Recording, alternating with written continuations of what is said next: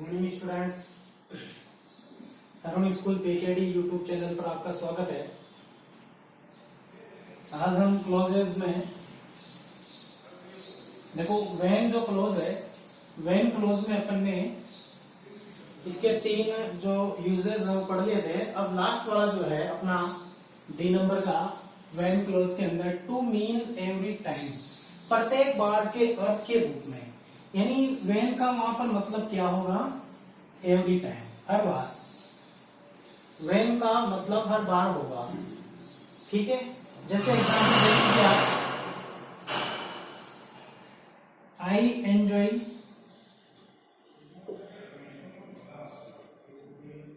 A cycle ride, cycle ride, it is fine.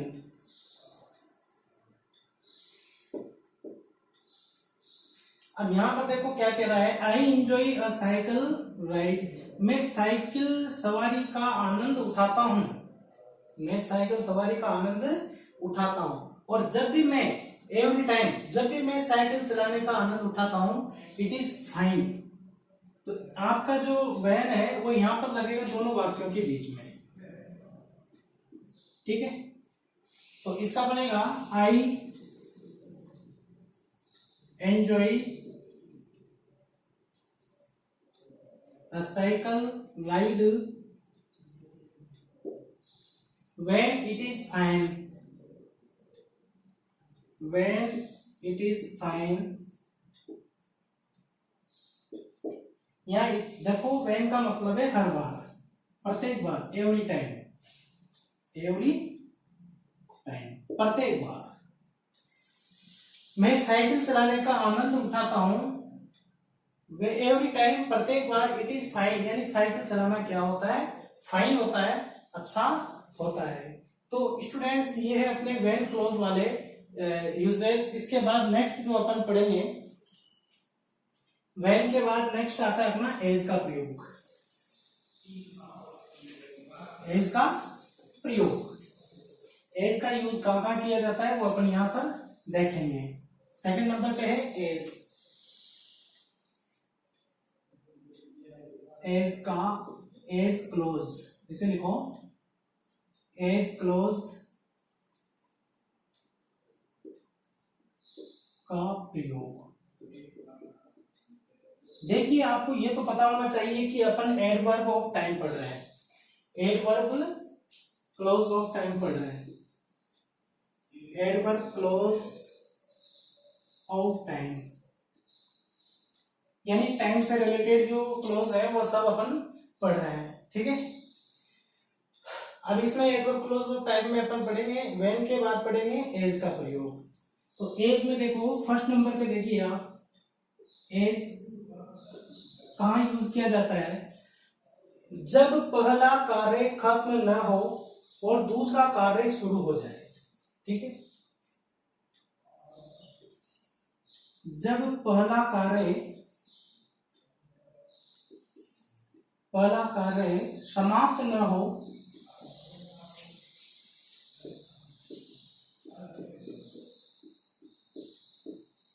और दूसरा कार्य प्रारंभ हो जाए, दूसरा कार्य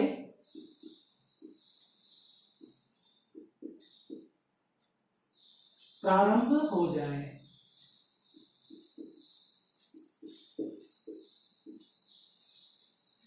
When second action occurs,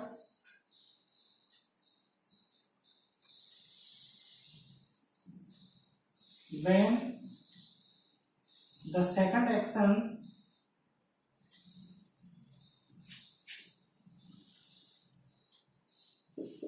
occurs before the first action, the first action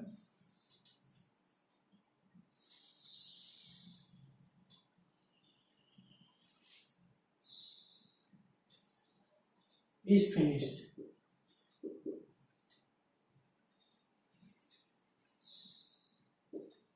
पहला कार्य जो है वो खत्म नहीं हुआ और दूसरा कार्य क्या हो गया, शुरू हो गया।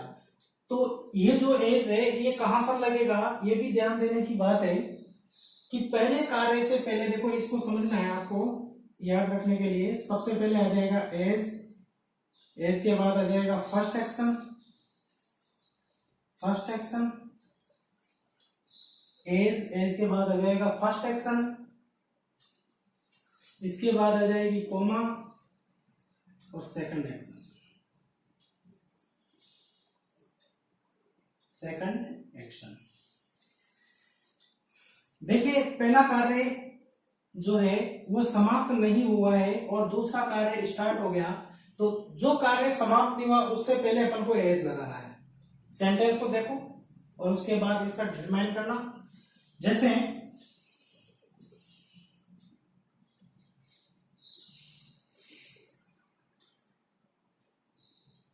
Sita left the shop, Sita left the shop. She remembered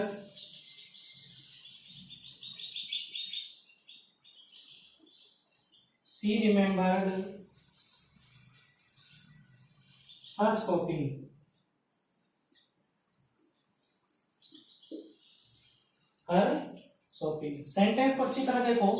Sita left the shop, ठीक है, सीता ने अभी लेफ्ट नहीं किया, वो छोड़ने वाली थी। शी रिमेम्बर्ड हर शॉपिंग, उसको अपनी शॉपिंग याद आ गई। तो इसमें देखो कि पहला कार्य कौन सा है और सेकंड कार्य कौन सा प्रारंभ हो गया। लेफ्ट करने वाला कार्य फर्स्ट एक्शन है,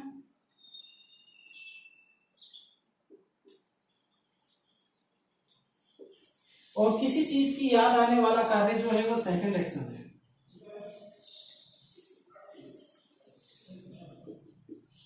फर्स्ट एक्शन है सीता लेफ्ट द शॉप, और सेकंड एक्शन है सी रिमेम्बर्ड हर शॉपिंग। तो यहां पर इस बात को ध्यान देना कि आपको कहां लगाना है, एज फर्स्ट के पहले, as Sita left the shop, comma she remembered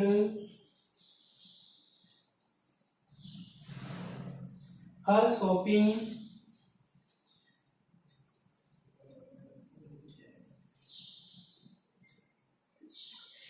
तो स्टूडेंट्स ये फर्स्ट एक्शन है, उसके पहले लगेगा एज और ये सेकंड एक्शन है।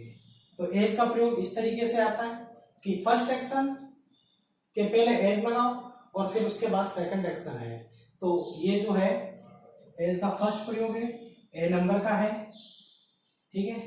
ए नंबर के बाद अपन बी पे चलेंगे, तो बी नंबर पे एज का प्रयोग कहां किया जाता है, देखो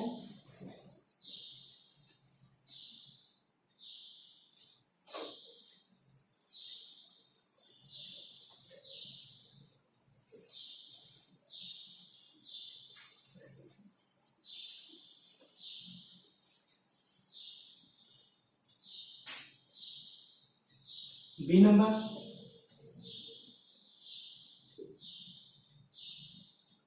एस, ठीक है। फोर पैरेलल एक्शन, पैरेलल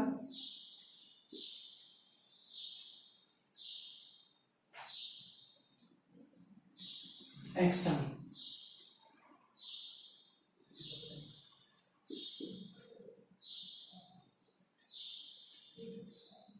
साथ साथ चल रहे दो कार्य साथ साथ चल रहे हैं, साथ साथ चल रहे दो कार्यों के लिए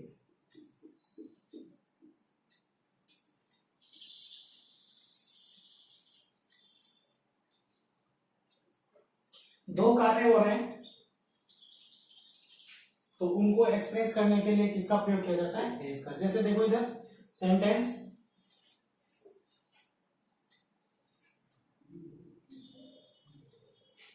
Ram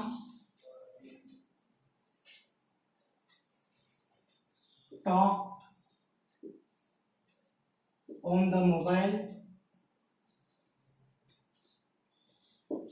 ठीक है।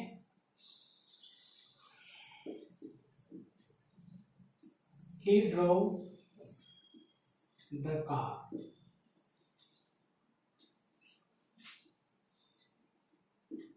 देखिए यहाँ दो कारें साक्षात मतलब साथ साथ चल रहे हैं, पैरेलल एक्शन है, और यहाँ पर कहा जाता है कि एज का प्रयोग कीजिए। तो स्टूडेंट्स ध्यान दीजिए, ये कार्य जो है मोबाइल में बात करने वाला, और दूसरा कार्य कार को चलाने वाला, ठीक है। तो इसको बनाएंगे तो आ जाएगा Ram talk on the mobile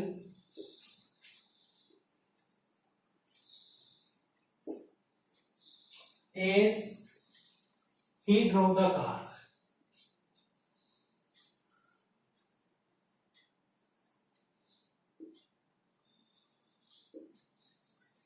देखिए इसमें एक जो कार्य है, ये वाला जो कार्य है ये लॉन्ग प्रोसेस वाला कार्य है, ठीक है।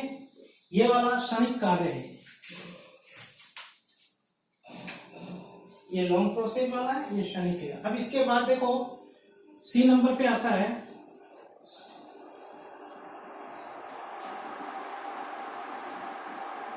फॉर पैरेलल डेवलपमेंट,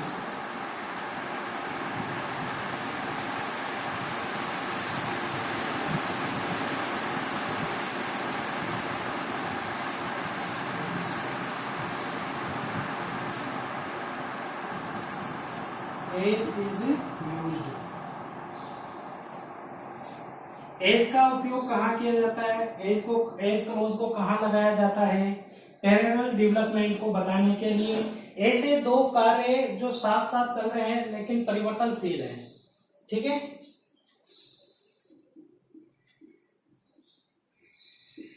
साथ साथ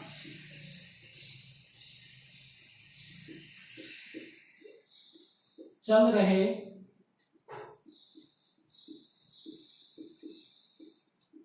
परिवर्तनशील कार्यों के लिए दो कार्य हैं, पैरेलल डेवलपमेंट है, परिवर्तनशील है, ठीक है। एक कार्य हुआ, एक कार्य के बाद दूसरा कार्य हुआ और परिवर्तनशील है, ठीक है। पहले कार्य होने से दूसरे कार्य में चेंजेस आया है। तो पहले कार्य के पहले अपन लगाएंगे एज फर्स्ट एक्शन,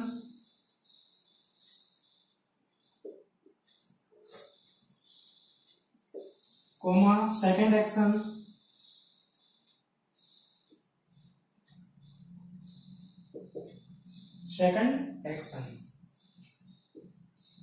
पहले एक्शन के कारण दूसरे एक्शन में परिवर्तन आता है। जो पहला कार्य है उसके कारण ही दूसरे कार्य में क्या आता है, परिवर्तन आता है, ठीक है। तो पहले कार्य के पहले एज लगाएंगे और उसके बाद कोमा लगा के सेकंड एक्शन को लिखेंगे। एग्जांपल देखिए,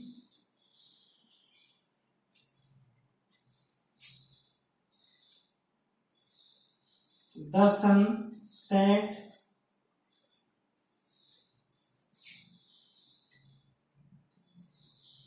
the darkness appeared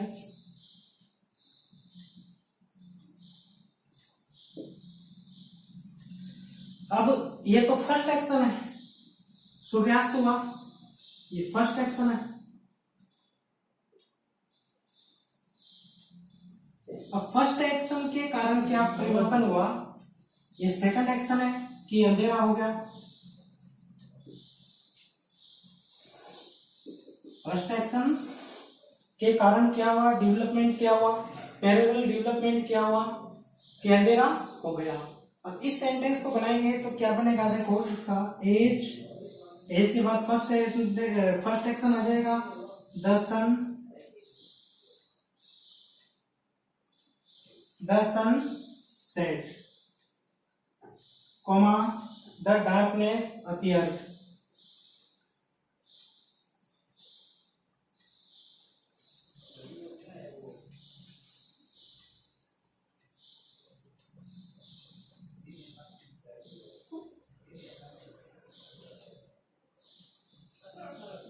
अपीयर, देखो फर्स्ट एक्शन है, जैसे ही सूर्यास्त हुआ और क्या हो गया, अंधेरा हो गया। तो मतलब इसका पैरेलल डेवलपमेंट है फर्स्ट का, कि जैसे ही सूर्यास्त हुआ और क्या हो गया, अंधेरा हो गया। अब इसके बाद अगला जो है एज का प्रयोग,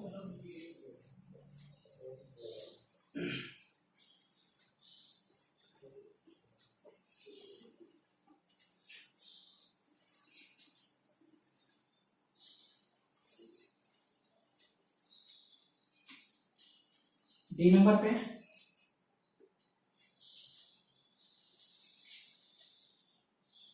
एज क्लोज।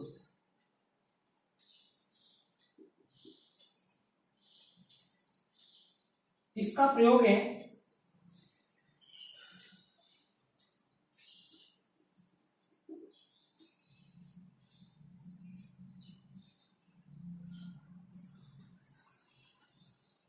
वाइल के अर्थ में,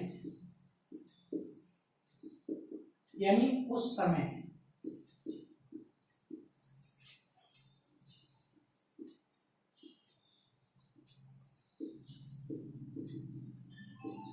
अर्थ में, वाइल के अर्थ में यानी उस समय के अर्थ में एज का प्रयोग किया जाता है।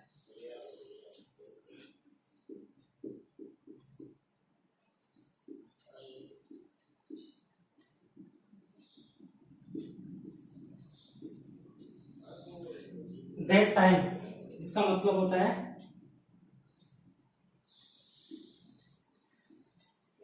दैट टाइम, उस समय। उस समय के अर्थ में इसका प्रयोग करता है। जैसे ही अपन ने लिखा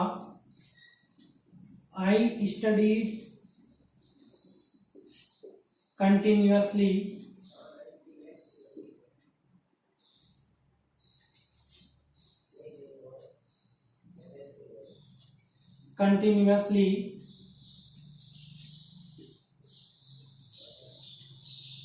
I learned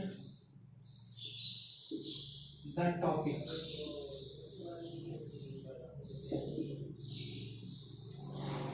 अब ये कह रहा है कि मैं लगातार पढ़ाई करता था, मुझे टॉपिक याद होते थे। तो यहाँ पर देखो कि मतलब किस समय उसको टॉपिक याद होते थे, उस समय से पहले लगाएंगे जिस समय वो कार्य होता था और उस पे सेकंड एक्शन डिपेंड है।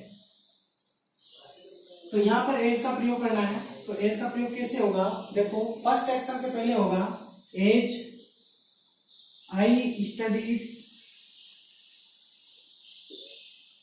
कंटिन्यूअसली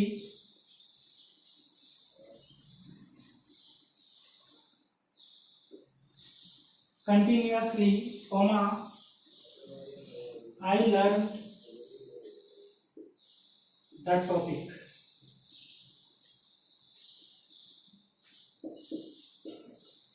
तो स्टूडेंट्स ये है एज के प्रयोग। एज का प्रयोग इस तरीके से आपको करना है, ठीक है। इसके बाद अपन पढ़ते हैं सिंस, और सिंस के बाद व्हेन पढ़ेंगे।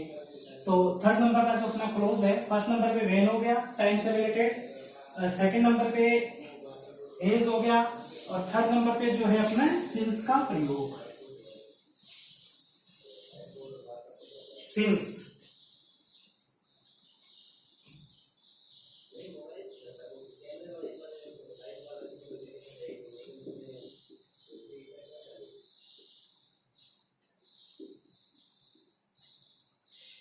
since is used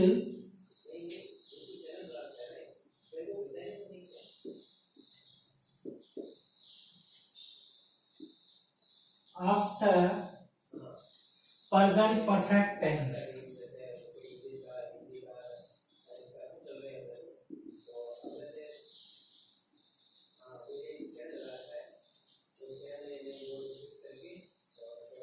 present perfect tense, present perfect tense के बाद सिंस का यूज किया जाता है, ठीक है। और एक बात ध्यान देना कि प्रेजेंट परफेक्ट टेंस का जो सेंटेंस होगा वो निगेटिव में होगा। तो इसका स्ट्रक्चर देखिए क्या होगा। सबसे पहले आ जाएगा subject, has, have, not, verb की third form, object etcetera, since.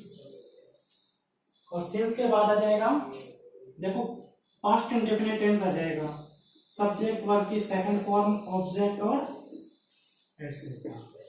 देखिए स्टूडेंट्स, ये एग्जाम के अंदर पहचान ध्यान रखना कि इधर है ना जो परफेक्ट होगा, प्रेजेंट परफेक्ट टेंस होगा, नॉट लगा रहेगा, और इधर है ना जो पास्ट इंडेफिनिट टेंस होगा, सिंपल पास्ट टेंस होगा, और दोनों के बीच में क्या लगाना है, सिंस लगाना है। जैसे मैंने सेंटेंस लिखा, I haven't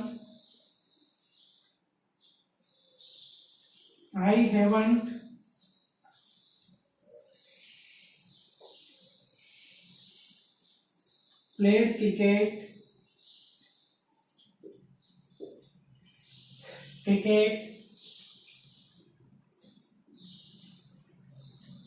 I left college. यहां पर बोला गया है कि सिंस का यूज कीजिए, सिंस का यूज कीजिए। सिंस कहां पर यूज किया जाएगा वो देखो। तो आई हैवंट प्लेड क्रिकेट, मैं क्रिकेट नहीं खेला हूं। आई लेफ्ट कॉलेज, जब से मैंने कॉलेज को छोड़ा। तो यहां पर देखो कि इसका सिंस का मतलब होगा जब से।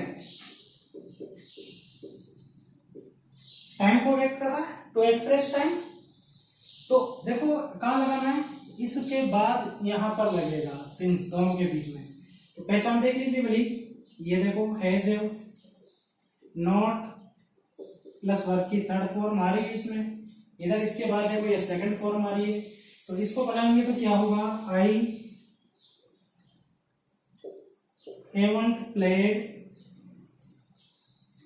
हैवंट प्लेड क्रिकेट सिंस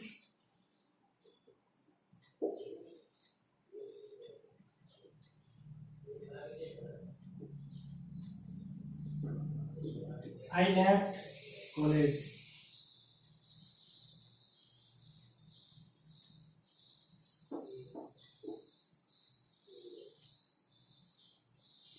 तो स्टूडेंट्स, ये इस तरीके से सिंस का यूज किया जाता है। आज के वीडियो में इतना ही। आप आज जितना पढ़ा है उतना अभ्यास कीजिए, और ये जो इम्पोर्टेंट जो क्लॉजेस हैं इनका बार बार अभ्यास कीजिए। Thank you, best of luck, have a nice day students.